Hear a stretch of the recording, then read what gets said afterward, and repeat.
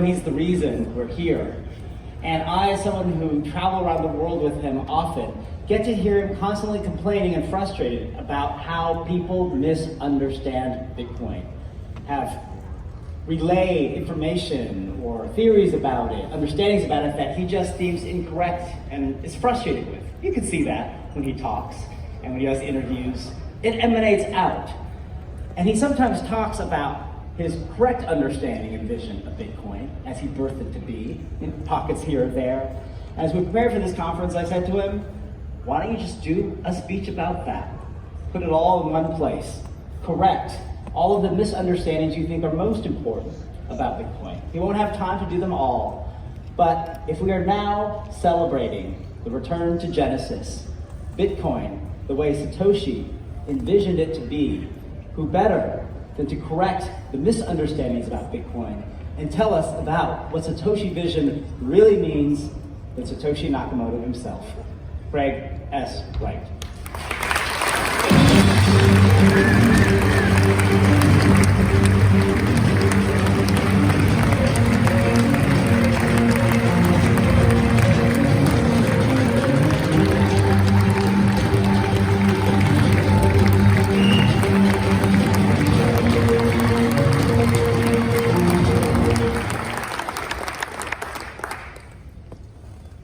Thank you, everyone. I'm honoured to be in such a crowd. It's amazing. I've witnessed the growth over the last few years, and thank you. I've got to say that to everyone here. So I'm going to talk to you a little bit about what I really meant when I wrote the white paper, because there are a lot of terms that people get wrong. Things like trusted third parties. That's actually a term. It's a term of art and law. So we're going to go through number one. What is a digital signature? We have this legislation here, and I wrote some papers back when I was doing my law degree about this. Digital signatures were introduced into law quite a number of years ago here in Britain. In the US, Europe, other things also apply. But first of all, a digital signature is a signature that is digital. It's not that hard. But what is a signature? A signature is something that is an agreement to be bound, in effect. It's not running a digital signature algorithm. Running a digital signature algorithm is not signing. So to actually sign something, you need identity. If there's no identity, you haven't signed. Now, when you're talking about Bitcoin, there are all sorts of bits of legislation that apply. So statute of frauds and whatever else around the world means that small transactions, say under £500, under $500, don't require anything. You can buy a coffee, you can have a meal without having to give your identity. That's right now. On the other hand, if you want to buy a car, you cannot go in and buy a new car without handing over your license, without handing over details about who you are. I'm sorry, no car dealer who's actually not someone in a chop shop will sell you that car. I mean, I'm sure that there are some chop shops out there that will do it, but then you don't really own it. So, for the digital gold guys, gold has AML and KYC requirements. If you transfer $100,000 worth of gold, you have to actually transfer it legally with ownership. If you don't own it. If you transfer $100,000 worth of Bitcoin, Ethereum, Monero, and you don't have identity, you don't own it. Your keys are not your Bitcoin. If you read my original website from 2009, there are two peer networks in Bitcoin. Peer-to-peer, the IP to IP aspect was where an individual, a peer, hands tokens to another individual. The problem with this model is when you've done the digital signature, signing over that, someone could double spend. So we made a clearinghouse, a digital registry that is a separate node network that is a peer-to-peer clearinghouse. Two networks. So, I can't do an electronic exchange without identities. That's why in section 10 of the white paper, it has identities. I actually intended it to be there for a reason. I firewalled that off. Why? Because it's very important that people have control of their own privacy. Who remembers the attack against Target, where around 100 million identities were stolen? That was done because identity information is worth between 7 and 11 or so US dollars per identity.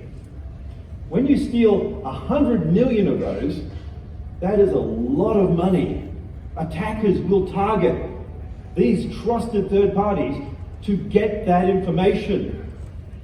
But when you hold a digital receipt proving you bought something, you hold proof, you hold identity, but for an attacker to attack 100 million individual people is asymmetrically impossible.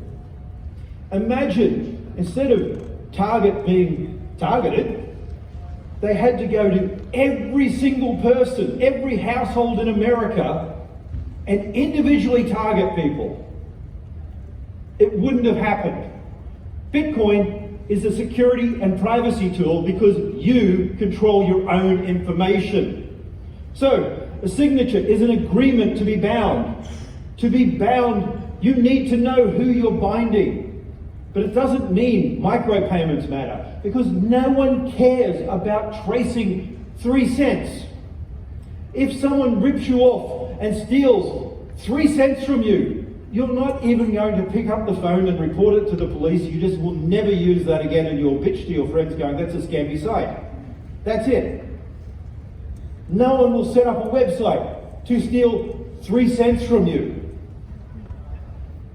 I doubt anyone in their right mind would even consider the time, the effort, to whatever else, to steal micropayments at that level. So we don't need an intermediary for micropayments. Bitcoin solved that because it's under that level. So we can have pseudonymy, we can have people protected, and large transactions allow us to be protected because identity is there. And this is important. We can privately, and a number of my patents are about this, because of homomorphic encryption and all the rest, allow everyone's identity to be privately maintained by the individual. Which means when you buy something with Bitcoin, you're protected. When someone steals your Bitcoin, your gold, the thief can be reported and it will turn to lead. When the police track it down and you get your gold back, which is in lead form, it can be changed back and made legal again. Gold to lead to gold. That's what I meant by that statement. If you have that, you can freeze it. So, identity requires individuals. Oops. So, no identity, we don't know what we're doing, we don't have a signature.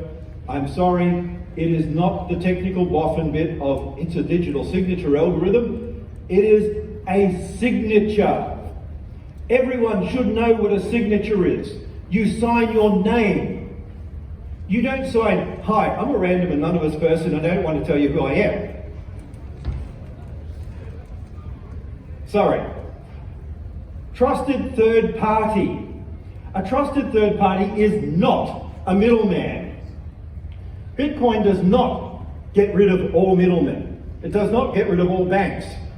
All these things have purposes. It makes them more efficient. It makes them accountable. Accountability is crucial. Trusted third parties are a specialist middleman that has a role in the provision of KYC and AML services. They maintain identity information. They are fragile. DigiNotar. Anyone heard of DigiNotar? Not many of you. When DigiNotar was hacked, Microsoft signing certificates were stolen by Iranians who used that to make malware that was installed on millions of machines who all said, oh, Microsoft said it's good. When DigiNotar was hacked, Google certificates were stolen, allowing dissidents in Iran to be breached, their information stolen from Google and intercepted, so that they were arrested, tortured, and put in prison. Because this web of trust model of PKI we have, there's only one word for it. It's shit. It is fragile. It is not distributed and robust. It is distributed with every single part of the web having to be secure or everything failing. It is like Christmas tree lights, the way they used to be. When one light goes, everything goes. Bitcoin solves that. Bitcoin means we can have secure nodes. When one goes, too bad. They're a business. They're an economic agent. And if that part of the network is attacked and knocked off, the rest of the network just makes more money. And how many businesses care if they make more money? There you go. It's basically a thing to stop fraud. So if you look up a legal dictionary like Black's Legal Dictionary, you will find trusted third party as a defined legal term of art. It does not mean the cypherpunk thing. And I'm sorry, Bitcoin was never announced on the cypherpunk list. It was announced on the cryptography list. The members of the cryptography list were the NSA, Department of Homeland Security, RSA. For every cypherpunk on the list, there was like 100 people who worked for the government on that list. Just a whole lot of trolls as well. Cypherpunk list, which I was on, and I had fights with Julian Assange, I stopped posting to that in the 90s because I got sick of those people. Bitcoin is not cypherpunk, and trusted middlemen are a specific role. Bitcoin does not remove them. It makes them no longer necessary for small transactions. Not large ones. If you send $60 million internationally, you better have KYC. If you think your BTC cannot be seized, you're freaking daft. I used to be involved with gaming. There's lots of us here who've been involved with gaming. And some of us old farts will remember Black Friday. I remember it because I still had clients like Lassiter's and things. And I had to go out and get a real job for a while. Because no one was paying me. Because Black Friday just wiped out half of how I earned. Because licensed Australian casino can't operate because Americans are cutting us off. So basically, we need to be legitimate, and we need commerce on the internet, not through Square, not through PayPal, not through intermediaries for small payments who cannot do the damn job. They suck at it. Right now, these guys are saying we're doing micropayments because we can get 10 cents. Whoop-de-frickin-doodah. We can do 1/10 of a cent. That's a micropayment. I don't want to see people going, wow, it's only this many cents. I want to see so small, no one cares. So, not a middleman. Get over it. The fact is, I studied law. I learned a whole lot of legal terms. Time to start teaching people actually what they mean. I thought some of these would be obvious. I mean, signature. You sign with your name. Well, time to realize that, well, these guys, banks. So Bitcoin doesn't offer home loans. Last time I checked, you can't get a Bitcoin home loan. You cannot get a lease on your car. People can start services. People can build these things. One of the things I was trying to do back in 2013 was actually build a bank that used Bitcoin as the back end and recorded everything. Before Silk Road hit the media and APRA basically cancelled all my license plans, where everyone goes, oh, Silk Road did all this stuff with Bitcoin. No, the bloody hell it didn't. A bank that would have globally been able to take assets with identity would have changed things. Drug markets don't. Drug markets help cartels. Drug markets help destroy society. Fentanyl, heroin, these things don't save lives. Silk Road did not save lives. For every so-called drug dealer on the corner that found his life easier, 3 kids died. No one likes in the Free Ross thing to mention all these kids who were fed fentanyl with the, oh, well, there's a reputation system, you can stop using it. You don't stop using drugs after you've been addicted because someone has fed you tainted drugs. I don't want anything to do with drugs on these things. If you don't like it, fuck you.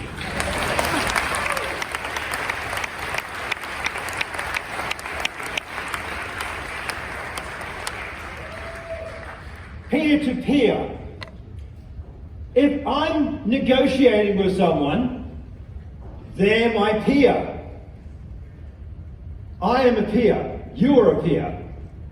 Bitcoin is not, hey, let's go and send it out randomly to the network, let it bounce around a mesh for a week, and come back in and hand it back to the other person. Bitcoin was IP to IP, which got stripped out, not because it was not secure. The not secure was other people like cops could pose as someone who's monitoring the network and capture my IP address and machine information and know that I've been buying drugs. That was what these people considered not secure. IP to IP is used every day. When you log onto your bank and you get that little green symbol saying it's okay because they're certificates, it's secure without man-in-the-middle attacks. Bitcoin can do that. We can encrypt communications between nodes. We can have people secured. We can make it so that any transaction you do over a certain sum will be recoverable if it's stolen. Peer-to-peer is person to person. It means building applications that are registered on a different peer network, peer-to-peer. While we're online, I scale because I hand my transaction to you, not everyone. One individual to another. I don't know why that's a hard concept. I actually thought peer-to-peer would be really easy for people to get. I mean, not we have a big community, one of us, join our cult. Hi, I'd like to trade. I'd like to buy a coffee. Here's my money. That's peer-to-peer. Peer-to-peer is not how do I steal files over an internet connection. Peer-to-peer is individuals dealing with each other. That's it. Nice and simple. So why are we looking at this? Because we have 2 networks. We have a node network. All this, oh, but the government will seize our Bitcoin. If you're on a drug network, yes. If you're a terrorist funder, yes. If you're doing things that are illegitimate, illegal, and basically something that is abysmally bad, then yes, your money will be seized. And that will happen on BTC, and it will happen on Ethereum, and it will happen on frickin' Monero. And if you don't believe this, then you have not lived. Anyone who went through Black Friday knows when the Americans tell a banking system, stop, it stops. The Chinese exchanges aren't in China. They're mostly BVI or Caymans. Guess what? They're easy to stop. Easy to seize. If a miner decides to go, fuck you, Craig, we're going to do it anyway, too bad. Imagine every single transaction that miner ever does will be invalid, no matter what address it goes to, because complete tracing on Bitcoin alerted to the network, anyone receiving it can't spend it. Full stop. The miner can't sell that Bitcoin, the miner goes broke. You try running a $100 million network, running masses of electricity, having contracts that last 3 years. We're doing it. You try doing that and not getting paid. Dare you? You want to think we're in China, we can tell the rest of the world to fuck off, where and wherever. Too bad. The node network is an economically secured system. Anyone with their money linked to drugs on my network is going to be in trouble. So, 2 ways to send money. I remember writing this. If they're online, you connect. And it was an alpha version, so no, I didn't have DNS. I didn't have a whole lot of pretty things. I didn't have Paymail. I didn't have any of that stuff because it's a bloody alpha. So rather than removing all the things that are actually good in Bitcoin, how about making them work? I mean, that's what I expected people to do rather than, hey, how do we make it drug friendly? So I want people to actually do commerce. I don't want people to be buying baggies. I want people to buy real services, cars, houses, coffee, shopping, and record it. Imagine being able to, if you're a business, pay your tax instantly. We have VAT over here. Instead of this idea that having to save money up and once a year pay VAT and go through all the audits, the hassles, or whatever else, just have it transmitted to the government. No fraud, because you never see it. Quick, easy, and anyone who's run a small business will know VAT is a freaking nightmare. Having to actually keep the money, account for it, get it all right, it's horrible. Honestly, how about the government just gets their damn money and gets out of your hair? That's a good thing. No one bothers you. Yay. You can do your business. How about you actually allow people to get on all about this stuff? So, not about micropayments. I keep hearing this one. Bitcoin was never designed to be electronic cash. Satoshi really meant it to be digital gold. He just didn't know what cash meant.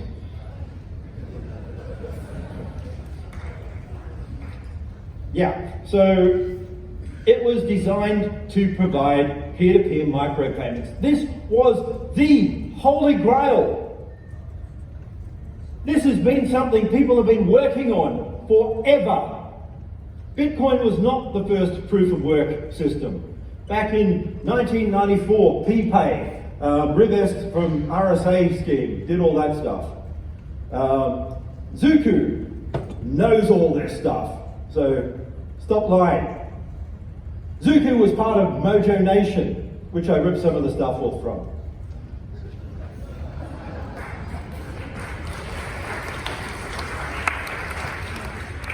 What can we say? Good coders don't always write their own code. So anyway, I don't want things that are large. When I said these things, I talked about fractions of a penny. I said dropping things in as if it was a vending machine where you drop in pennies. I meant that. Digital payment at small scale, all about volume, transactions, super high volume. This is what I want. I want billions of transactions every day, every minute. I want Google not to sell your lives and track you for advertising. 56,000 searches a second. I want those paid for at a fraction of a cent. And Google will make more money, and they will deliver something you want. When I search right now on Google, I get a page full of shit.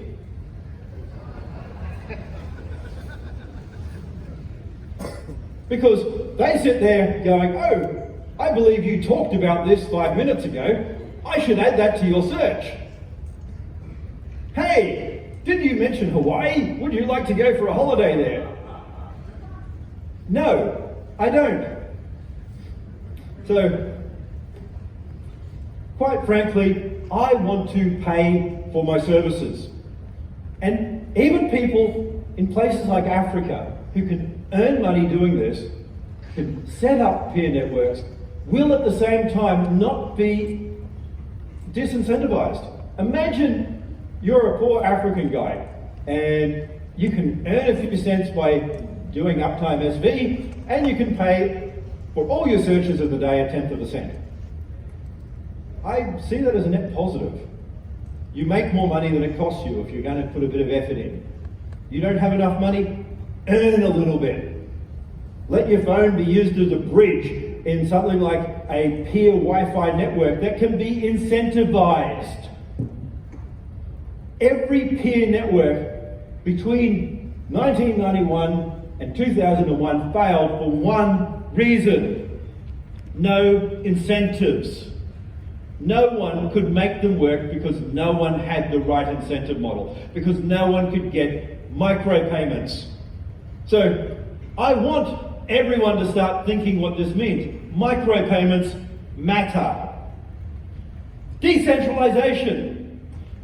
This is the biggest lie in crypto. There is one and only one thing that makes any system decentralized in this space.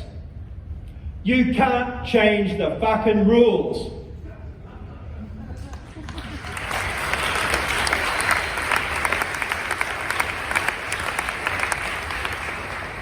Decentralization is decentralization of power when we're talking about it.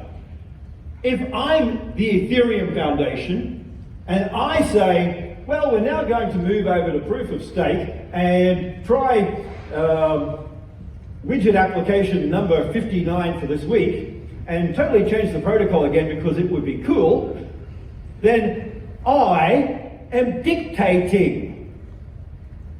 If I'm a French guy and I go, oui, oui, I like all your money,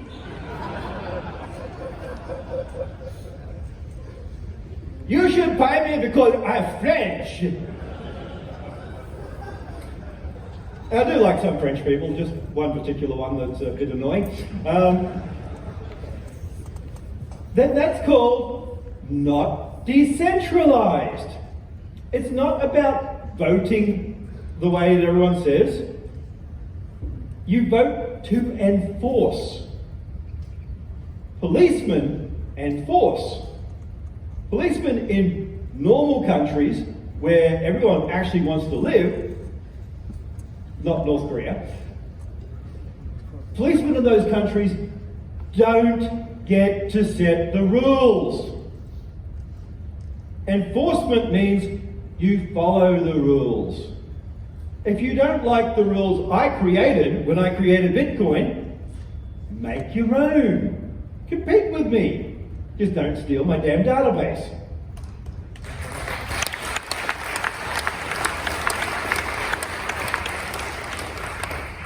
So, it is not code is law.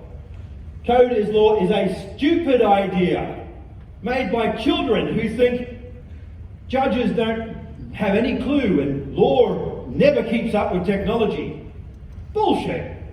Lawyers get it. They don't need to be able to code, just like I can go to a doctor without being able to do brain surgery on myself. So, Bitcoin is not about anarchy. It's not, well, it is actually political, but it's not about politics. It wasn't meant to be political. It's become political. So, we have this system here. We have all this stuff that people go, you can't touch my system because it's outside of the law. Yes, well, Bitcoin has matured. I'm sorry. It is bigger than your mum's basement now.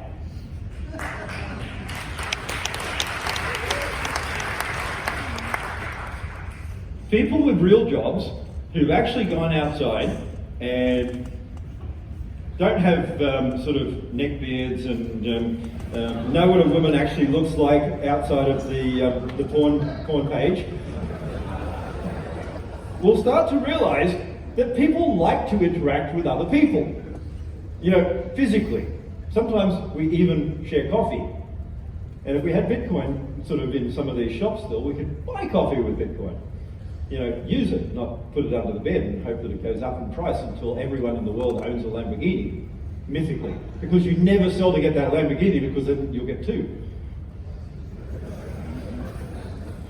So, Bitcoin's about money and money gets used.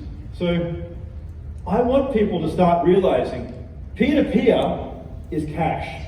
Peer-to-peer is people. Peer-to-peer is all this stuff that we've been thinking about there that I've talked about time and time again. It's really something that should be simple. Signatures require a name. You don't need to give everyone your name. This is the difference with Bitcoin. If I transact with another person, I get their name. But I don't need to share it. That's what privacy is about. And if you did something really naughty and the other person knows you did really naughty things, stiff, that's your problem. I mean, really, if you're going to do naughty things with someone, then this is reality. You can't trust criminals, so don't do deals with them. Thank you.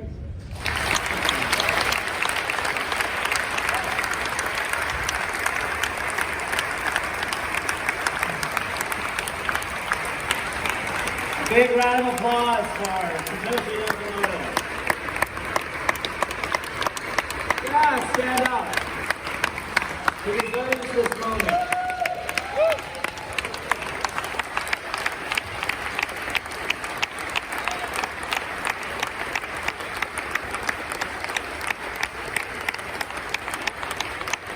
We're going to keep you up here and close the day.